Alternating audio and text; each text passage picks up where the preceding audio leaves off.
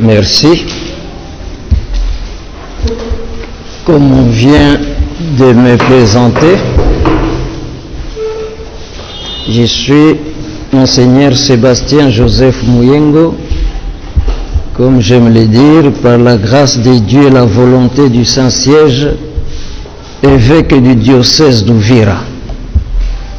Diocèse comprenant entre autres la commune rurale de Minembwe, étendue sur les 3 zones pastorales et territoires administratifs de Fizi, Mwenga et Uvira, dans la province du Sud-Kivu. Nous venons d'apprendre la nouvelle de l'installation officielle des autorités administratives de la commune, de la dite commune, le 28 septembre 2020.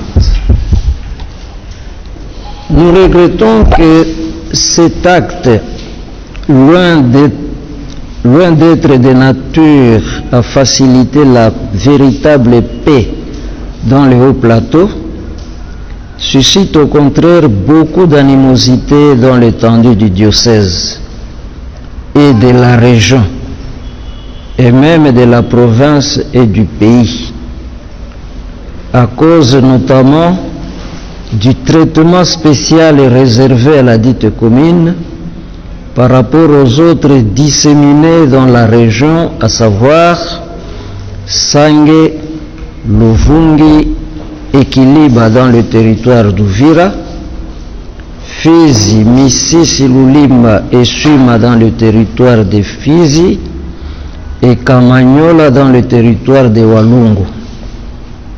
Et nous constatons que le territoire de Mwenga n'en a aucune.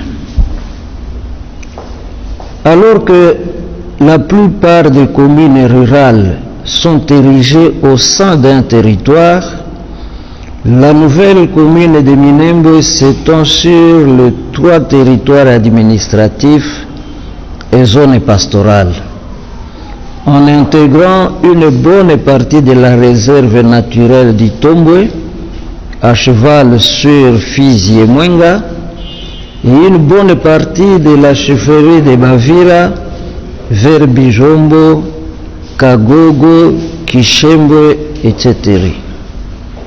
Sans oublier de signaler que la République compte 250 communes rurales, parmi lesquelles, à notre connaissance, seule celle de Minembwe pose problème. Dieu seul sait pourquoi. Pour nos populations, la commune de Minembwe est le dernier coup du maître après l'échec du pouvoir du RDC, du Rassemblement Congolais pour la Démocratie, RCD, de créer tout un territoire dans la province pour nos frères Banyamulenge, identifiés comme des Congolais d'origine rwandaise et d'ethnie Tutsi. Hier, c'était la question de la nationalité. Aujourd'hui, c'est celle de la terre. Mais si on peut attribuer la nationalité à qui la demande et la mérite, on ne distribue pas la terre sous n'importe quelle condition.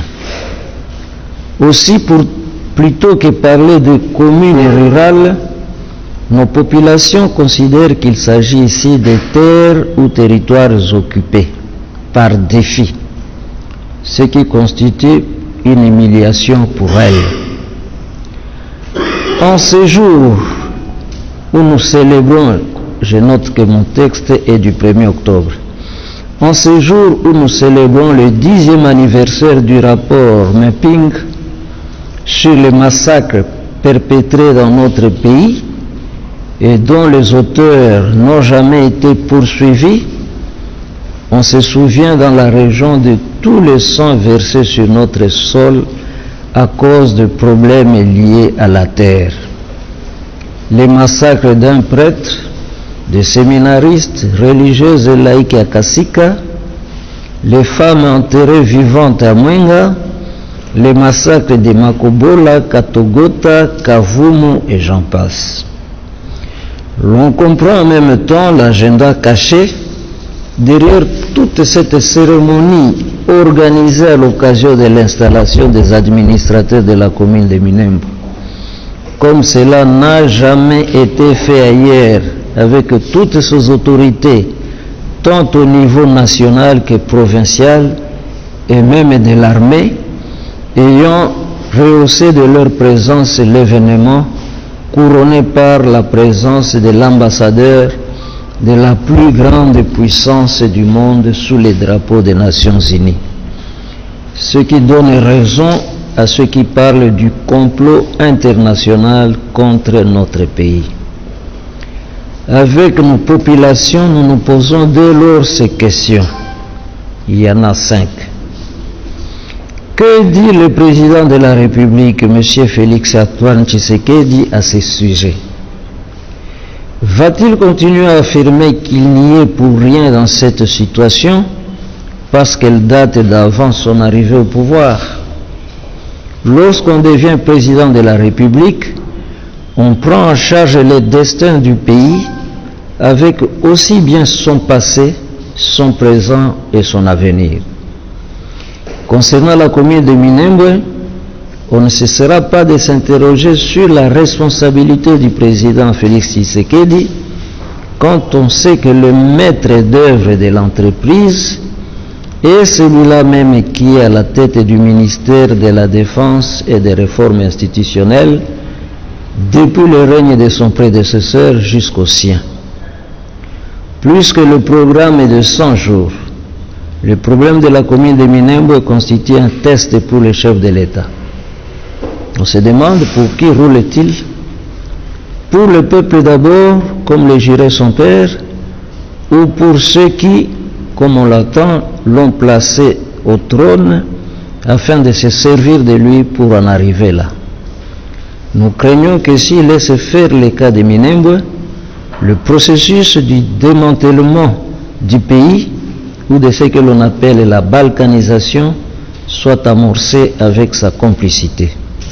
Ce qui en droit constitutionnel constitue une haute trahison. Que disent nos députés, nos élus députés et sénateurs de territoires concernés? Nous félicitons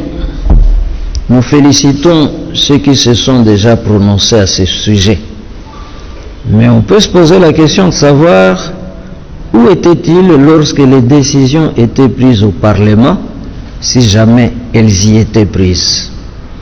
Encore que ce n'est pas sur les réseaux sociaux qu'on les attend dans ce genre de questions qui ne relèvent pas des simples opinions personnelles, mais plutôt de véritables débats parlementaires aboutissant à des votes de décision. En tout cas, dans la persistance de la situation, seule leur démission prouvera qu'ils ne sont pas complices dans cette vaste trahison de notre pays et de son peuple. Mais que disent aussi les autres députés et sénateurs? Ont-ils choisi de sacrifier l'intégrité du territoire en vue de sauvegarder leur pouvoir en montant dans les trains des vainqueurs? Chez nous en Afrique, et particulièrement en République démocratique du Congo, la terre étant sacrée et ses propriétaires étant les chefs coutumiers, au-delà de la loi bakagique attribuant à l'État le pouvoir de la gérer, ont-ils été consultés concernant le morcellement de ces territoires? Que reste-t-il encore de leur pouvoir de gardiens de nos terres si les choses doivent se passer de cette façon?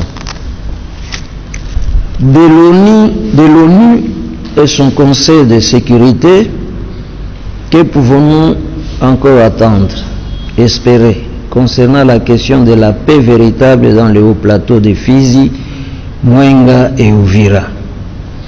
À moins de ne pas connaître les populations habitant ici, sont-ils convaincus que c'est cela la voie juste pour parvenir à une paix véritable dans cette partie du pays?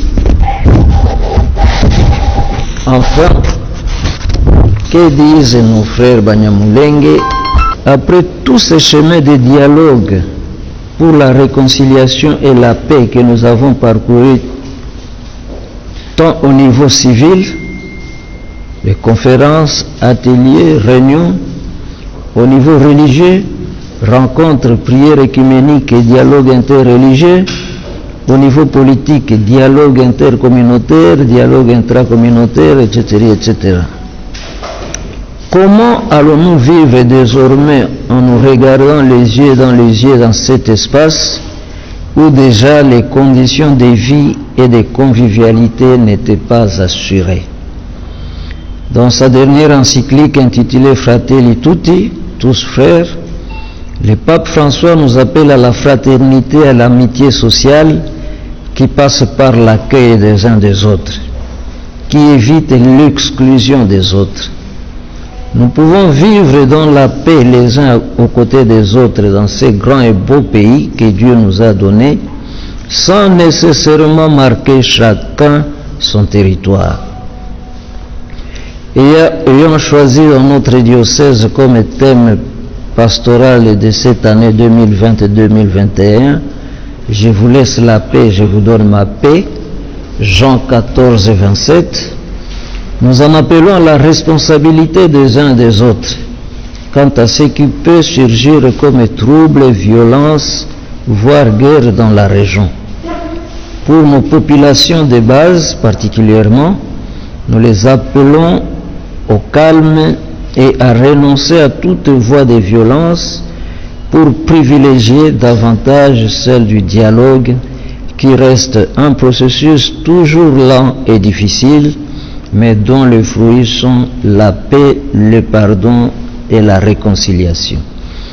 Avec mes prières et ma bénédiction apostolique, donnée à Kinshasa le 1er octobre 2020, 10e anniversaire de la publication du rapport Mapping, j'ai dit et je vous remercie.